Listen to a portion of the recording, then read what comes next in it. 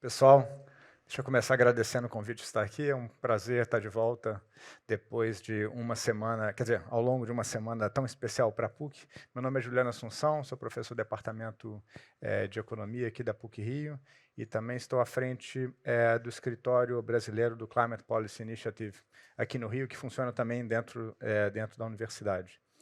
E o que eu quero explorar aqui né, hoje talvez seja uma perspectiva um pouco mais econômica associada ao tema de transição energética, né, porque o mundo parece que finalmente acordou de maneira muito contundente para as mudanças do clima. Isso é muito bom não apenas para a nossa existência, mas também é muito bom para o Brasil, que por suas características naturais, ele tem um protagonismo muito evidente nessa agenda, né. Só que para a gente conseguir avançar nesse processo, é necessário que a gente faça alguns deveres de casa, né. Talvez o primeiro e mais evidente deles, que está todo dia nos jornais, é justamente o desmatamento da Amazônia, a nossa capacidade de lidar com outras fontes de emissão que hoje em dia meio que ofuscam toda a capacidade de atuação do Brasil na transição energética, né. Então, de certo sentido, é como se hoje em dia a falta de capacidade de governança que nós temos sobre a Amazônia, sobre o desmatamento em geral, acaba gerando uma grande sombra sobre a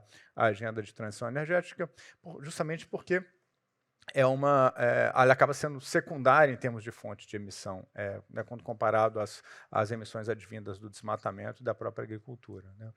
Mas eu espero que a gente consiga dar espaço nesse primeiro dever de casa. Eu imagino que a gente consiga dar de maneira relativamente rápida, para que a gente discuta, de fato, né, questões que são tão centrais e uma questão para a qual há um alinhamento muito natural entre o desenvolvimento econômico e o que a gente precisa colocar no chão para lidar com a questão do clima.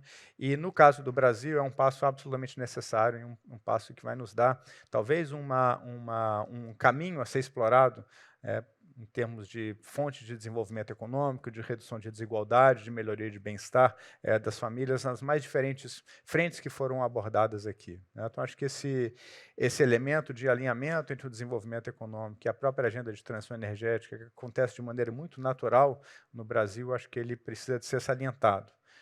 E quando a gente olha para esse desafio, né, tirando a parte de uso da terra, de desmatamento e agricultura, no Brasil a gente tem dois grandes assuntos, né. De um lado é a parte de transportes e, do outro, a parte de energia elétrica. Na parte de transporte, eu acho que o alinhamento ele é óbvio, porque custo de transporte é quase que equivalente, né, dados os nossos modais, a maneira como a gente organiza, a gente transporta carga e pessoas no país, custo de transporte é basicamente equivalente a emissões. Então, reduzir emissões associadas ao transporte é, de certo sentido, melhorar, né, a nossa capacidade de reduzir os custos de transporte, né, melhorar a eficiência com a qual a gente, né, acaba transitando cargas e pessoas, tá? No caso do transporte de cargas, a gente tem um modal que, por uma série de razões, ele se estabeleceu com uma base muito rodoviária, que é absolutamente ineficiente, né, do ponto de vista de transporte, principalmente para grandes distâncias. E mais do que isso, né, a gente ainda tem um modal rodoviário que ainda é de baixa qualidade, né. Então, acho que tem toda uma questão associada a uma melhoria na gestão do transporte de cargas que vai simultaneamente melhorar o custo de transporte e, com isso, reduzir as emissões, né, ou seja, transportar as mercadorias de maneira mais eficiente. No caso do transporte urbano, a agenda de mobilidade também é evidente, né, se você anda pelo Rio de Janeiro, pelas grandes capitais, você consegue perceber isso. Em determinado momento, a gente fez um trabalho aqui no CPI, da PUC, em que a gente, a partir de algumas informações do IBGE, da PNAD, a gente conseguiu identificar quanto que as pessoas gastam simplesmente para ir e voltar ao trabalho, tá? E se você tenta fazer uma conta como percentual do salário, a gente chega a um número na ordem de 14%, e que está crescendo de maneira contínua já há algum tempo, né? E esse é um número já de 2019, salvo engano, né? Já é um número relativamente antigo.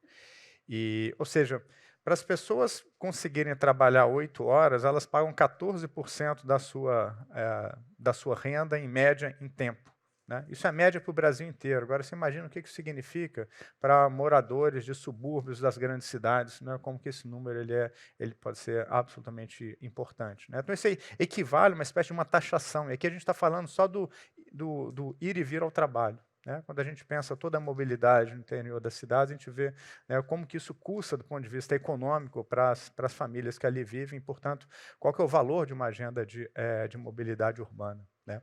Então, acho que esse é um primeiro elemento sobre transporte. Quando a gente entra na área de energia, o potencial de energia renovável, como ficou evidente nas várias apresentações aqui, ele também é absolutamente extraordinário, né? E ainda tem um elemento que é interessante, se você pega, por exemplo, o caso de solar ou eólica, né, pega o solar, talvez seja o mais evidente. Você olha o mapa de radiação solar, o potencial ele é mais alto nas áreas mais pobres do país, né? E uma outra ocasião, a gente fez um trabalho também, que a gente tentou analisar, né, a penetração da energia solar, isso foi nos momentos mais iniciais do processo, mas a gente viu a penetração da energia solar no Brasil, e o que a gente percebeu é que a penetração ela era inversamente proporcional ao potencial. O que ilustrava ali, de maneira muito importante, né, qual que é a relevância da demanda, né? A demanda é absolutamente importante. E com a demanda, a gente também tem uns aspectos de política pública que eu vou voltar a elas, né? Mas acho que o ponto aqui é que o Brasil poderia, né, se utilizar desse potencial de energia para poder provocar, talvez, um rearranjo na estrutura de produção mundial, de maneira, guardadas as proporções, semelhante ao que a China fez, né, ao longo das últimas décadas. Em certo sentido, a China conseguiu provocar transformações muito profundas na organização da produção mundial, oferecendo ao mundo uma mão de obra relativamente qualificada a baixo custo, né? O Brasil, nesse mundo de mudanças do clima, no mundo em que aclama por transição energética, o Brasil pode se beneficiar desse processo, também provocando, né, uma mudança na estrutura de produção, atraindo indústrias que são grandes consumidoras de energia, oferecendo ao mundo energia renovável barata, né? Então, acho que esse poderia ser um grande caminho a ser explorado, onde tem uma vantagem comparativa muito alinhada com o que se espera da sociedade moderna. Então, acho que tudo que a gente está vendo aqui, eu acho que tem uma conotação econômica, até em termos de estratégia de atração de investimentos, né? Estratégia de desenvolver algumas áreas do país que têm grande potencial de energia renovável, são indicadores sociais muito ruins, você tem ali um caminho muito bom a ser explorado, né? Esse é um ponto que acho que é importante. Agora, para que a gente consiga caminhar nessa direção, é importante um segundo dever de casa, que diz respeito às políticas públicas.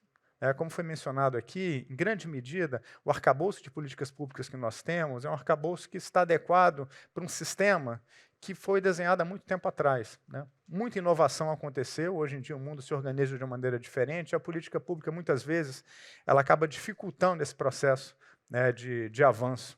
E acho que esse problema de alinhamento da política pública, né, para que ela fique em consonância com as necessidades da transição energética, ele é absolutamente crucial e dá para a gente ver alguns exemplos, né, dessa história. Por exemplo, em determinado momento a gente fez um trabalho também olhando para a eficiência energética de plantas industriais a partir de dados do IBGE, em que a gente conseguiu informações ao nível das plantas industriais. E o que a gente percebe ali é uma coisa curiosa, porque quando a gente olha para os indicadores de eficiência energética da indústria como um todo, eles estão meio que andando de lado já há algum tempo. Mas, curiosamente, quando você olha ao nível da planta industrial, as plantas industriais elas ganham eficiência ao longo do tempo, tá? Então, o que está acontecendo? Né, como você combina uma situação com uma outra? Você vai dentro das empresas, as coisas estão melhorando, mas você olha os indicadores agregados, a coisa está andando de lado. Na verdade, é que a gente está, né, ao longo do tempo, a gente consegue implementar um conjunto de políticas que não necessariamente está propiciando às melhores empresas de ganhar mais espaço, de tal modo em que as empresas ineficientes elas acabam ou dando uma sobrevida maior do que deveria nos seus modos de produção, né, ou sobrevivendo, ou dificultando a entrada de empresas mais eficientes. Então, é um exemplo de como que a política pública poderia ser melhorada. Um outro exemplo que foi mencionado aqui, quando a gente olha o nosso sistema elétrico, e principalmente a estrutura de pagamentos associada ao sistema elétrico, a gente percebe que, para lidar com alguns problemas, a gente acabou optando por colocar na conta de nós, né, contribuintes, ou nós que consumimos e pagamos nossas contas de luz, colocou na conta do consumidor em geral uma série de dificuldades de operação do sistema, sejam as perdas não técnicas, né, como foi mencionado aqui, que no Rio de Janeiro é enorme, sejam os sistemas isolados na Amazônia. Né, os sistemas isolados na Amazônia, aqueles 3 milhões de pessoas na Amazônia que estão nos sistemas isolados, né, que vivem a diesel, eles custam para o restante do país algo na ordem de 10 bilhões de reais por ano.